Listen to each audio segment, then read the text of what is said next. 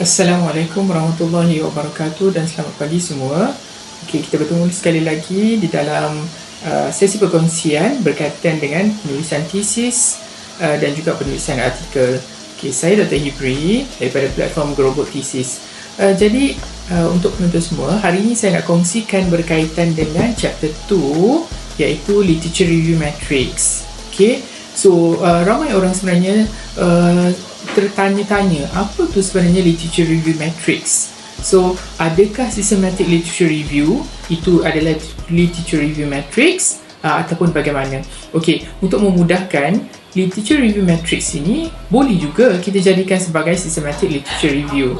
Okey, tetapi untuk saya fokuskan kepada untuk kita membuat penulisan Literature Review di dalam tesis, so kita gunakan terma sebagai Literature Review Matrix. Okey, bila kita kata mengenai matrix, so bila kita melibatkan matrix, dia akan melibatkan jadual. So maksudnya kita susun, kita compile, kita susun kita punya maklumat daripada previous study tu di dalam bentuk jadual. Okey, dalam bentuk jadual. Jadi itulah terbentuknya matrix. Okey, selain daripada itu, kalau kita tengok bila kita bercakap pasal literature review, sebelum ni kita dah belajar mengenai core element. Jadi core element method ini, macam mana kita nak keluarkan 3 elemen penting daripada tajuk kita punya thesis. Okay?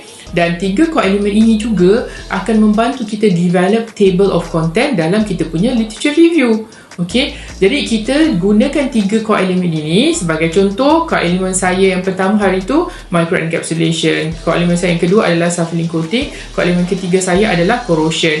Jadi dalam literature review kita susunkan susunannya daripada yang general kepada lebih spesifik. Jadi saya mulakan dengan main topik saya corrosion, kemudian ada self-healing coating sebagai main topik, kemudian ada main topik microencapsulation. Tetapi adakah 3 ini sahaja main topik saya? Tidak, saya kena lagi cari main topik, kembangkan main topik yang 3 ini menjadi lebih banyak. So dengan apa? Dengan kita combine-combinekan keyword-keyword ini menjadi main topik yang lebih banyak.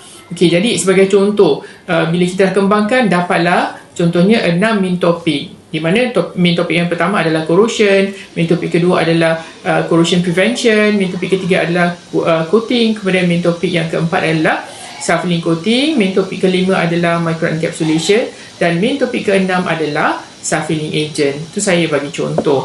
Okey, kemudian bila kita dah dapat main topik ini, kita develop lah subtopik dan juga sub-subtopik. Jadi apa kaitan sebenarnya main topik ini dengan kita punya literature review matrix? Okey, sebaik-baiknya setiap daripada main topik ni ada dia punya matrix dia sendiri. Ada literature review matrix sendiri. Okey, itu yang sebaik-baiknya. Jadi bila panel menilai kita punya thesis tu, dia nampak kita betul-betul explore, betul-betul review topik-topik yang berkaitan dengan research area kita. Jadi kerana kita provide setiap daripada main topik tu ada LR matrix sendiri. Contohnya corrosion, main topik corrosion ada LR matrix sendiri. Main topik corrosion prevention ada matrix sendiri. Kemudian coating ada literature review matrix sendiri.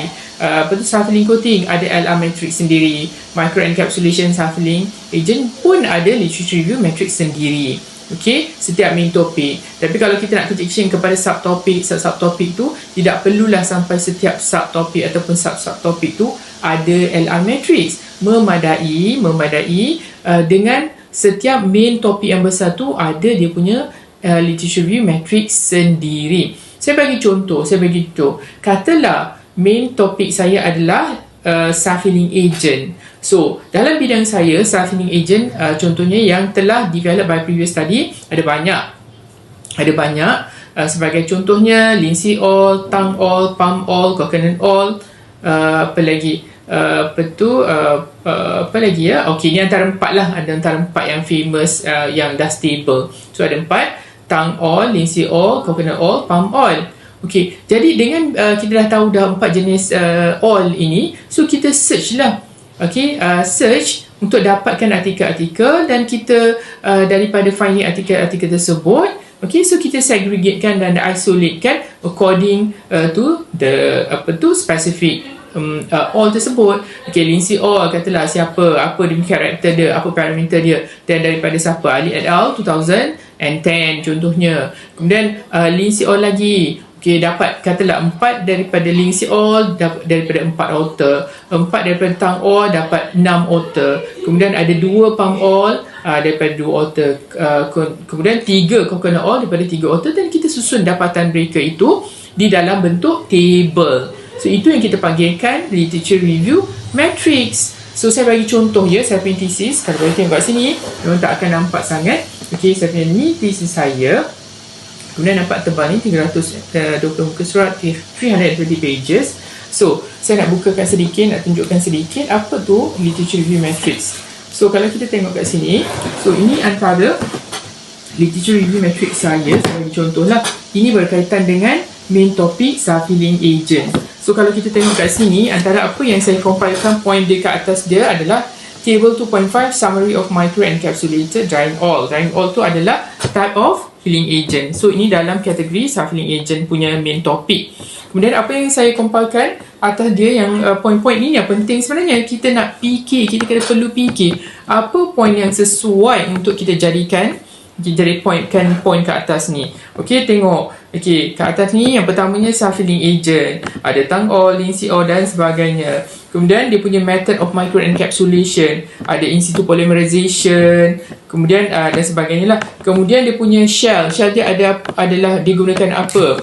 Uraformaldehyde, ada yang pre-silane ethyl cellulose, ada Arabic gum dan sebagainya. Kemudian coating matrix dia menggunakan apa? Ada yang guna epoxy, ada yang guna metal paint dan sebagainya. Kemudian naik diameter capsule yang didapati oleh paper ini. Dia dapat ada yang 4200 micron dan sebagainya lah. Kemudian parameter yang digunakan apa? Ada menggunakan stirring rate, temperature, ada menggunakan reaction time dan sebagainya. Kita compilekan. And last column adalah reference. Daripada siapa? Daripada Samadzadeh et al 2011 dan seterusnya. So itu antara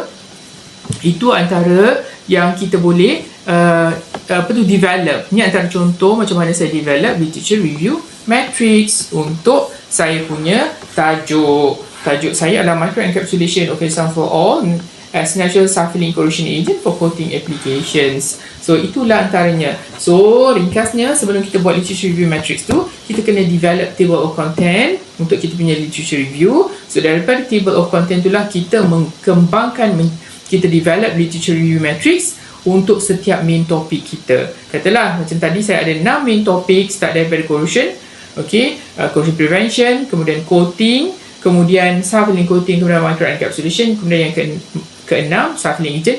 Setiap daripada main topik tu saya provide literature review matrix. So itu tipsnya. Jadi kita punya literature review itu akan menjadi sangat very strong. Jadi panel pun nak fahamkan kita punya literature review, nak fahamkan thesis kita itu lebih mudah dan penilaiannya akan menjadi lebih impactful.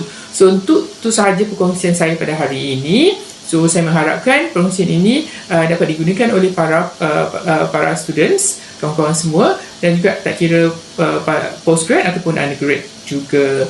Okey, dan kita berjumpa lagi pada esok hari dan hari seterusnya. Untuk itu sahaja, saya Dr. Hibri daripada platform Group Thesis. Tagline kita adalah pastikan siap. Assalamualaikum warahmatullahi wabarakatuh.